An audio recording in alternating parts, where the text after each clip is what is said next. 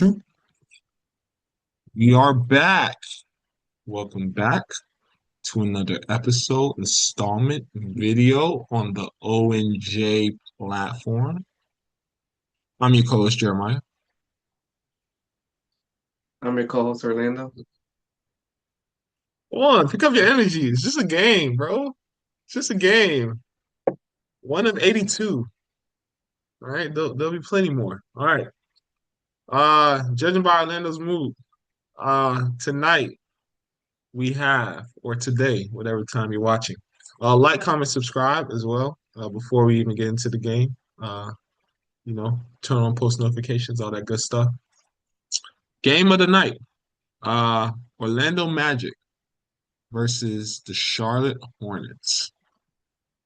Orlando goes to visit the Hornets on the road and they take a tough loss, 111 to 130. As always, Orlando.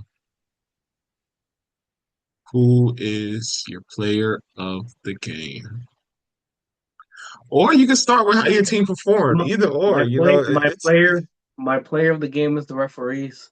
Um, some of those calls that they were calling or not calling were tremendous, amazing. Um, so much so that so many calls that were not called. That coach got mad and got ejected out of the game. So shout out to the refs because they did their job as they needed to do. Um, Obviously, shout out to what's his name, Foster or whatever. Um, obviously, he had a few Benjamins on the Hornets. Um, those are so some shout out serious to him. allegations, man. Those Shout some out to serious. him for what happened. Um, Obviously, I think at the beginning of the game, the Magic were doing good. Suggs got a little mad because he didn't get a foul call, and after that, the vendetta started happening. Don't talk to the refs like that because they will not give you any calls. Fair. Also, shout out to Del Curry. He's the true MVP here of this game. Getting his jersey retired. Um, great monumental moment. Even though it extended halftime by like 20 minutes. Um, Shout out to him for getting his jersey retired. On a nationally televised game. Dang, so no player of the game. Oh, wait. That's your real Those were answer. my players of the game. That's What your you real think? You answer. thought I was joking? I'm serious. Um, yeah. My actual basketball player of the game, um, I'm going with Coby White. He had a great game off the bench. To have a player like that off your bench, available to come off your bench, when you have Brandon Miller, Miles Bridges, and Lamelo Ball in your starting lineup, and Con Canepo as well in your starting lineup, that's just the ultimate luxury. 27 points. Coby White went 7 of 13 from the field, 5 of 8 from three. Very efficient. And he's just hooping, right? Like, you're coming off the bench. Really, your only job is to score, right? You don't got to worry about running the team. You don't got to worry about, just anything else in terms of it's just really, you lead that bench unit offensively, right? And he can do that. And he has been doing that. 27 points in only 23 minutes, right? So in the Bulls he used to average what, like 30 minutes a game and average maybe 19, but here, with him with this role, I mean, he's just able to do what he does best, which is score the ball, right? So, great for him. 27, four assists. Um, yeah, it was just a great win. I think also what I enjoyed watching and just seeing develop over the year, you kind of question that Charles Lee took a big risk, right? Benching LaMelo, uh, and that could go either good, really good, or really bad, right? Your message could be sent and received, you know what I mean, from your best player, or or LaMelo could take it personal and, just, and, you know, make it hard, make life harder. Like, I don't know if John Morant's situation would be like the opposite of LaMelo's situation, but maybe you could say that or not, right? So I think, with Charles Lee taking that big risk, and clearly it's reaping rewards, right? Like Charlotte's been winning. I mean, incredibly. They're in. Looks like they should be in playoff position as well. They're over 500, so you love to see that from a young team, and they're still young, and they still got I'm sure, of course, they do need more, still need more pieces, but I think this is the trajectory you want, and I feel like the fans have been looking for a very long time since this nucleus has kind of been together. The Hornets 3-point shooting is amazing, out of this Indeed, world. Um, they took 80 shots overall in the game. 46 of those shots were 3-pointers. indeed, They made 22 of them. So they were indeed. 48% from the 3-point line. At moment, it looked like any player, and I literally mean any player from that starting lineup could have pulled up from not close to the 3-point line, but some of them were taking like pretty far 3-pointers and they were going in.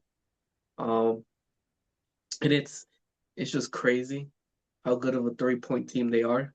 And you could see that's a big part of their identity that they now incorporated into who they are.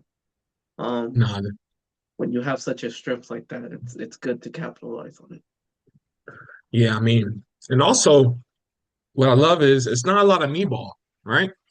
Like, you have a lot of guys. You have some serious hoopers on that team, right? Uh, you know, Coby White, Lamelo Ball, Brandon Miller, like guys that could, get jiggy with it with the rock in their hands, right? But I think the way that they're all playing together, like the way they're all playing off of each other, you know what I mean? And for Charles Lee and the coaching staff to, put them in position to kind of make each other successful, you know. Like this possession may not be your possession, right? But you got to be okay with that, as one of the five members out on the court right now, right? But hey, the next one may be yours or the one after that.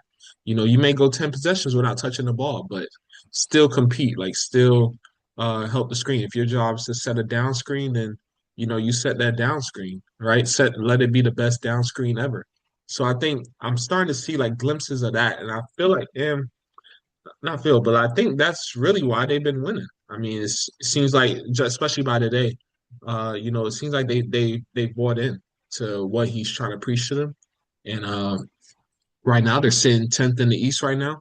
So I mean, and I don't know if I want to see the squad in a play-in game. Like really, I mean, because they're picking it up at the right time too, right? I mean, it's about what, maybe 12 games left on the season. So I mean, this is like the perfect time where you want to start to catch your stride, and start to pull together some wins.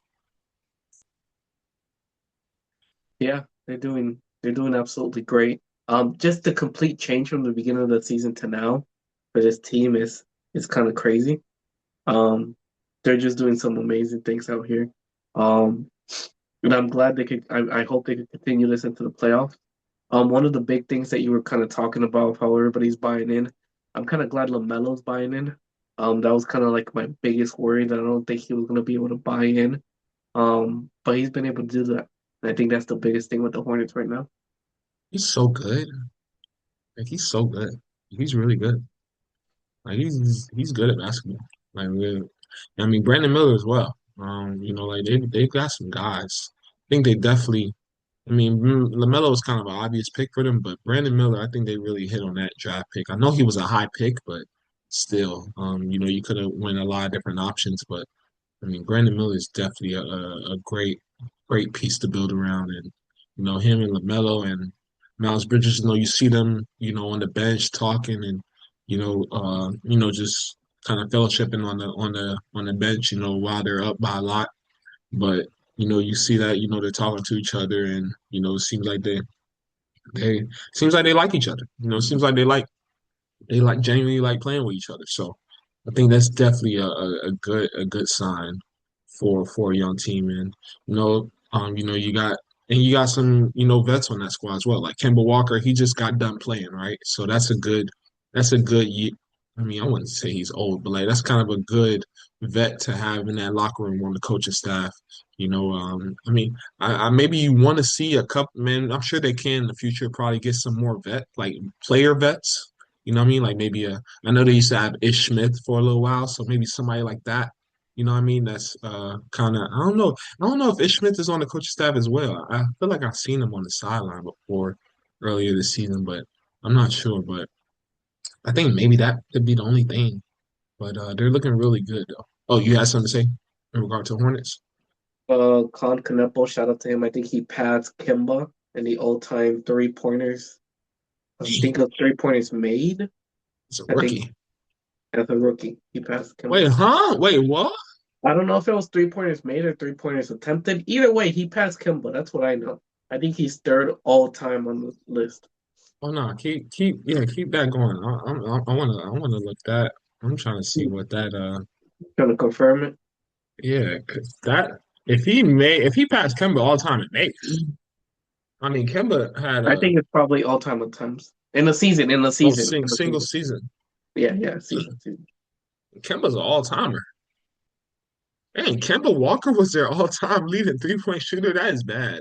That's not No, I bad. think Like Kimba was third. He passed Kimba for third. There's two people above. I forgot who they were. they better have played with Kemba, because for Kemba to be your second all time. I mean, I'm not mad. Kemba's a bucket. Don't get me wrong, but he's like your best 3-point shooter. Like he was your best Number three point one might have bonus. been Dell. Maybe Dell Curry was number Okay, one. that That makes would have made sense. sense. I Okay, don't remember. I think there was another one who was above, but I can't remember off the top of my head. oh, that's awesome. No, let's shout out to him. That's great. That's great stuff. But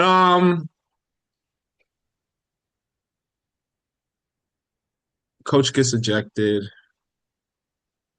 But even before that, though, I mean, and I kind of saw that in the OKC game as well. Like what's wrong? I mean, you kind of talked about it with the refs and everything, but just even outside external factors, just what's on the squad, like what's on the team, how the team plays, like what are you seeing? What's not clicking? Like to me, they don't click, but I want to hear. I would love to hear your perspective just on what you see. Well, we had Black. Black was out. Um, He's been Franz out for a Wagner little was while out. too. Franz Wagner has been out for a while too. Uh-huh. Um, so those are two players who contribute a lot to the scoring side of things. Hmm. They bring a lot of energy, so they've been out. But I think the biggest thing that I've said since the beginning of the season, our offensive creativity is not there. Mm. I feel like it's very easy for a team to just like clog the paint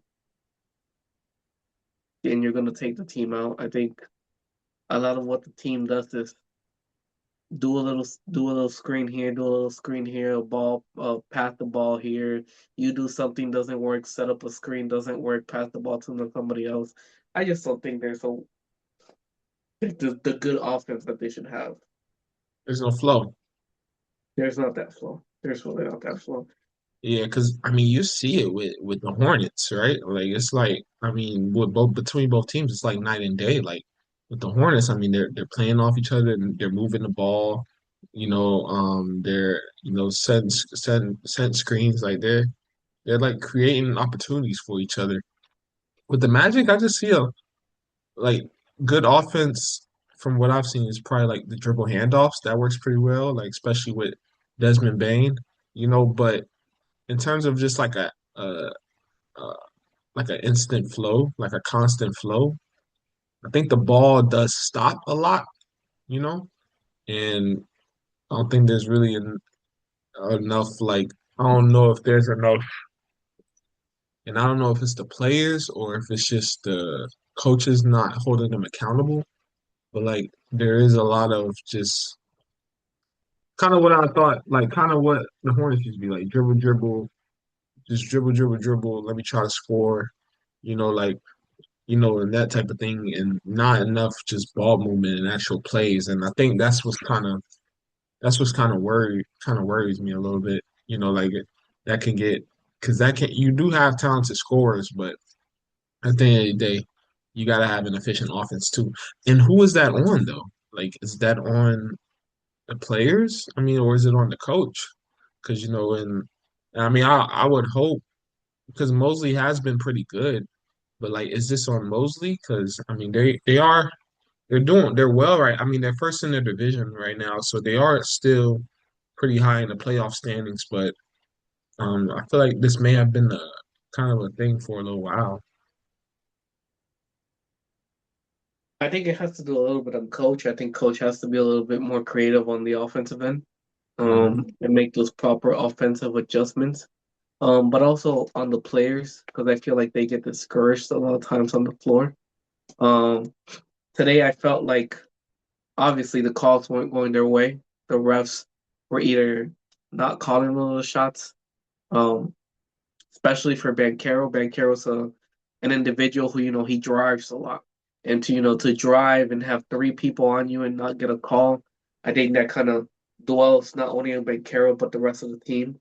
You can see multiple times when they were pretty upset about not getting calls. And I think they it, they kind of felt defeated at that point, and I think their energy and efficiency just wasn't there after they feel like they tried and they weren't getting calls. Hmm. And I feel like Yeah. everything just went downhill. Also, I think with Bankero too, it seems like he has to be on the ball a lot. Like he's on the ball a lot for his opportunities.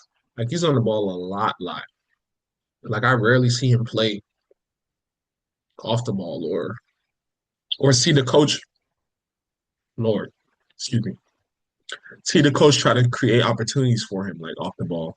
It seems like he's always on the ball every time, and I don't know if that's really the most efficient because then it also could become predictable as well, right? The other team just really has to plan around one player, right? And especially in the league like the NBA with some of the smartest coaches and the most athletic players and strongest players, like I don't know if that's really an efficient long term solution.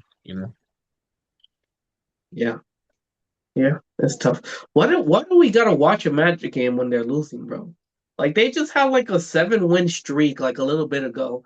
Now I think that's like their third loss, but they just had a 7-win streak. And We're we ain't doing watched those games. But all of a sudden we're watching a game when they're on a losing streak. It's like It's like the universe just wants another video of me just pissed off about the Magic. no, bro. It's I like think I walked in this game perfectly fine, right? I think I was so stressed that now I kind of feel sick. I'm sorry. Like I I'm was sorry. sneezing all crazy. I think it was the stress that this game added on to me. I'm That's why sorry. I got There'll be another one. They play the Lake. Hey, it gets better. They play the Lakers Saturday.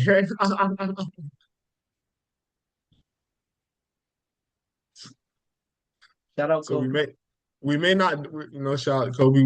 We may not do that game, but Oh, we're I definitely mean, not doing that game. at home, they play Lakers at home. We're lucky I stayed throughout this whole entire game. I would Nah, I have I mean, would have turned it off a long time ago. yeah, but I mean, Anthony Black and France Wagner are big pieces, so that is understandable. In terms of, why certain games may have been lost the way they have been. But I mean, but yeah, I think those are just some kinks that they're gonna have to work out. And I mean, but then also though, that's depth as well, right? Like as a squad, like you gotta have players ready to fill those roles, right? Like with the Hornets, like Coby White's a great addition, right? Because hopefully not, right? But like say Lamelo goes down, right? Hopefully not, of course. But if he does, you have a Coby White who started a lot of games in the NBA and who's pretty much averaged 20 before. So he can kind of, fill that role, until or if LaMelo needs a rest, right? Like we are in kind of the low managed type of era. So like, say you want to rest him, for when you have your playoff spot secured, you have Cody White to throw in just like that. But yeah, I mean, hopefully they can't get healthy soon. I think you mentioned like Wendell Carter, he was a healthy scratch. Hopefully they could get Franz and Anthony Black back, and Jonathan Isaac. But yeah, I'm curious. The Magic, I mean, they're still number seven in the East, so they're still good there. But Not good enough. they definitely got some. Yeah, they definitely got some work to do on the offensive end for sure. Yeah. Yeah, but shout out to Charles Lee and Charlotte Hornets. Just for Charles and Charlotte. Yeah, kind of goes together. Um, I'm so, I'm sorry, but shout out to them. For a great game and Charles Lee and his coaching staff. Changing that team and changing this culture. And yeah, got anything else to add for the game? No. Notice how I'm more calm. I think the last Magic video I kind of went off, Yeah, you kind of went keep off. it It was bad. Yeah, yeah, level you headed, you level gave headed, it to him. level headed. Mainly because my nose is a little stuffy, so I can't yell. So I'm level headed. All right. All right, let's keep it that way. Let's keep it that way. All right, but nah, yeah, great game. It was. I mean, I wouldn't say great game, but it was a game. Uh, yeah, we'll catch you in the next video. I appreciate y'all tuning in. Don't forget to Like, like comment, subscribe, notifications, share, all that. all that good stuff. Comment your thoughts on the game. Comment on some solutions you have for the Magic. And comment just your thoughts on, uh, Charlotte's kind of resurgence, in a sense as of late. So yeah, and any other current NBA topics you want to talk about. Until then, we'll catch you in the next video. We out.